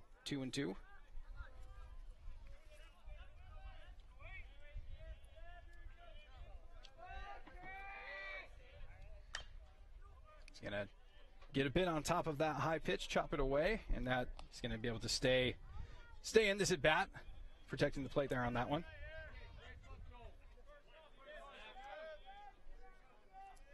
Broadbent digs in here for the 2-2 count against Cloward. And that one is once again rocketed way up in the sky. Looks like Tay Newman's got a beat on it. And he's able to get that one in foul territory. And that is going to be out number 2 in the inning. Yeah, quick 2 outs here for Brad Cloward coming in and doing a nice job getting the 3-4 hitters of Cooper Coons and Chris Broadbent. And the Dons are 1 out away here from 10 running another fellow 1 seed here in this tournament. What was supposed to be a heated, close matchup, as it is 11-0 Dons here in the bottom of the 6th. Yeah, the Dons have definitely asserted their dominance in this one, absolutely blowing them out on offense, and spectacular performances here by Nielsen and Cloward on the mound, as that one is in there for strike 1. Yeah, Eric Carter, the batter at the plate now, 0 for 1 on the day with a strikeout in the 2nd inning. Did draw a walk in the 4th, one of 4 walks that Cy Nielsen issued today. And that is going to be a laser, but it is sent foul. And the Dons are a strike away. Just a strike away. Nice job here by Cloward to come in and pick up right where Cy Nielsen left off. And also nice to, as we've said before, nice to see Nielsen is out there in right field and moving around well too. Because that one is going to just barely miss there for ball 1. Yeah, great 0-2 pitch there by Cloward. Trying to catch the corner, make him chase a little bit outside, and still in a good pitcher's count here at 1-2. And that is absolutely smoked out into center field. But it does look like Hess has a beat on it. And he's able to corral that one in. And that is going to be the ball game. An absolute blowout here by the Spanish Fork Dons, showing up on offense and also showing up on the mound with Cy Nielsen and Brad Cloward, as the Dons win this one 11-0. And we will be right back on Spanish Fork 17. Hi, welcome to 2 Jack's Pizza. For the best pizza you'll ever taste and our world-famous cheese sticks, come to 2 Jack's Pizza on Main Street in Spanish Fork, or call us for a quick delivery. Are you hungry yet? Come to Dickerson Automotive for all your car repair and maintenance needs. Now is a great time to make sure your car is ready for these cold winter months. We take the time to get to know you and your car to give you peace of mind. Dickerson Automotive, located way north on Main in Spanish Fork. MVP Sports is the #1 source for sporting goods in Spanish Fork. Football, soccer, all the fall sports, we've got you covered. Check out our new custom t-shirt builder. Design at home and we'll build it for you. MVP Sports, 72 North Main in Spanish Fork. The best time to check your furnace is before it fails, and you can rely on Triple T to do the job right. Our technicians are trained every year so you can sleep better at night, knowing your furnace is safe to operate. Call Triple T at 798-7711 to schedule your tune-up today. Need a new car or truck? The Car Guys has the best selection of used vehicles at the best prices in Spanish Fork. The Car Guys know their automobiles to get you the best car for your needs and your budget. The Car Guys at 872 North Main in Spanish Fork. Wild Mustangs. They're supposed to be one of the most gentle creatures in nature. State Farm knows that for every one of those moments, there's one of these. That's why more people save money by combining their home and auto with State Farm. Call State Farm agent Lance Wilson today. Nobody plans on getting in an accident, but if it does happen, you can rely on the expertise of Mike McKell to protect and fight for your rights. Specializing in personal injury law, Mike McKell is the attorney you need. Contact Mike at McKell, Christiansen, and Wise.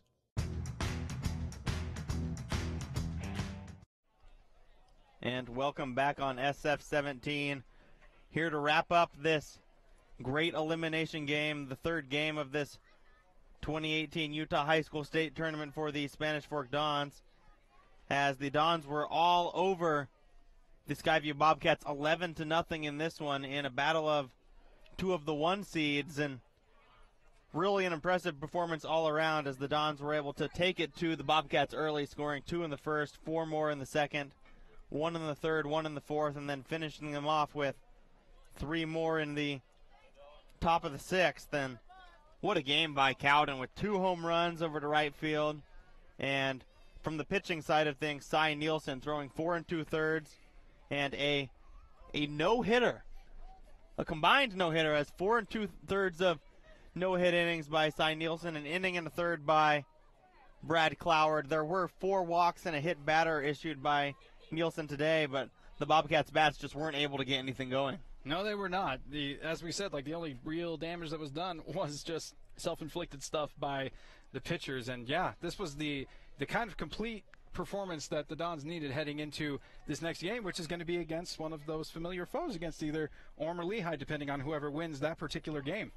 Yeah, up to this point in the tournament, the Dons losing the opener to Pineview 11-1, bouncing back with a win on Saturday afternoon against Tooele 12-2, then advancing again in the losers bracket today with a 11-0 win over the Skyview Bobcats, and this afternoon a familiar foe, the Tigers or the Pioneers, both teams that we have had a chance to see this year. Yeah, I mean, as long as Jamison Finch isn't pitching for the Tigers, I think we've got a decent chance. We swept the series against Lehigh and only had that one loss against Orem, so certainly you would think a potentially favorable matchup for the Dons. Yeah, Jamison Finch, the pitcher for the Orem Tigers that pitched a complete game shutout against the Dons earlier this season, the only loss for the Dons in region play, going 11-1 overall in Region A, now improving to 19-9 on the year, their second consecutive win. And a reminder that we will be back at 4:30 this afternoon as our Dons play either the Tigers or Pioneers. We will be over at Dixie State College, so feel free to listen live on YouTube, on our YouTube channel SF17, or anywhere on your cable channel in Spanish Fork. Yeah, again, tell your buddies, tell your friends, tune in to YouTube. If they can't tune into it on the actual cable channel, definitely get them to go ahead and go and watch it live on YouTube. All the watches you can get, because it's going to be a great game here at 4:30. Well, it's been a fun one today. An 11-0 win for the Dons, 2 home runs from Josh Cowden, and a no-hitter from the pitching combined by Cloward and Nielsen. We'll be back at 4:30 from Dixie State College. I'm Elliot Sharfson for Andrew LaRose and our fantastic Spanish Fork 17 crew. Thank you for listening, and we'll see you this afternoon at 4:30.